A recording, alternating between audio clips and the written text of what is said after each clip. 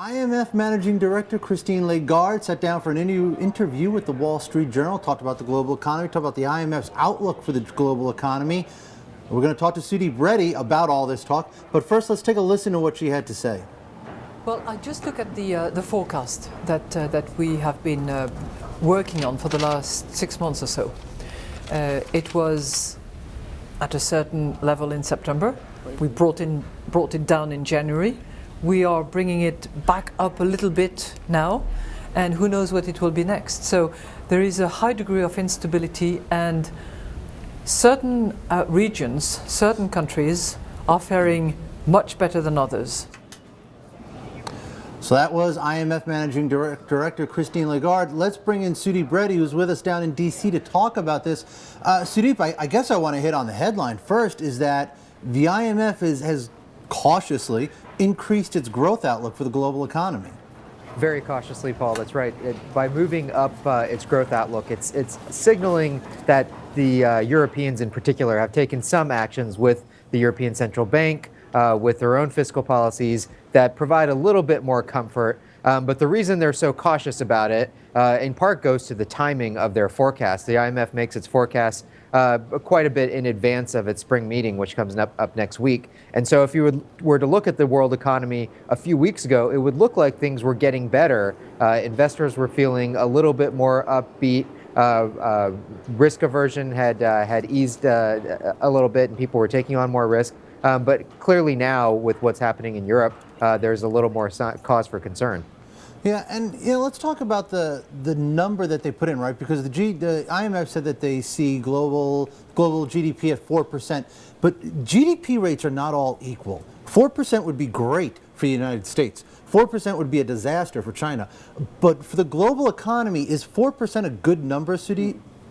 Well, if they were to actually achieve something around 4%, you would see basically flat performance in a lot of economies, not really that much change in the United States. We're right around the 2 to 3% range in the United States right now, which isn't that great. And China, of course, as we saw within the last day, is showing some cause for concern. So these forecasts aren't great, but there was a point, you might remember, a few months ago when we all thought the economy was falling apart around the world. And so the fact that the IMF is a little bit more upbeat is perhaps a hopeful sign. But this all goes into their overall thinking about how much crisis funds they need and how much of a war chest the world should have to deal with these problems. And it's kind of a mixed message here, because they want to keep the pressure on to make sure European countries in particular take the actions that are needed.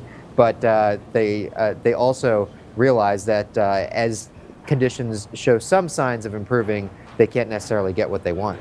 And so they had the number at 4%, back in, I think it was November or so. Then they decreased it to 3.3% in January. Now it's back up. What's driving this increase mostly? Did Ms. Lagarde say?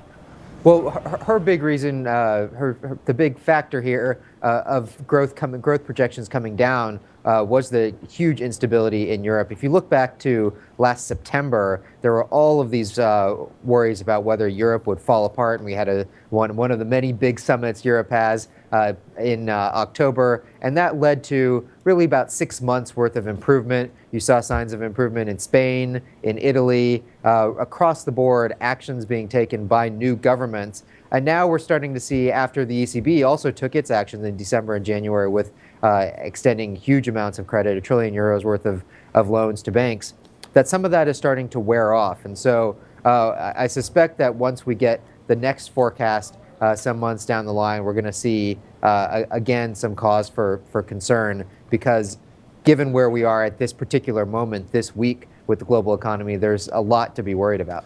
Sudeep, Ms. Lagarde is obviously intimately intertwined in Europe. I mean, she's a former French finance minister. What was her take on what her former colleagues have been doing over there?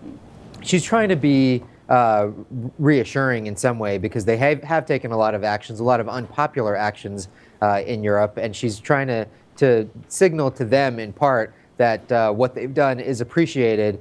It hasn't necessarily been enough. One of the words she used, that it's been piecemeal, a lot of times too slow, their actions in Europe, and she is very intimately familiar with what the conditions are in Europe, and she wants to both pull them along and encourage them at the same time. The risk, though, is that Europeans, until they see a crisis, tend not to act, as most economies, as we saw in the U.S. during our financial crisis. Political authorities tend not to act, and so she's trying to be very careful here in signaling that they've done some, but still not enough.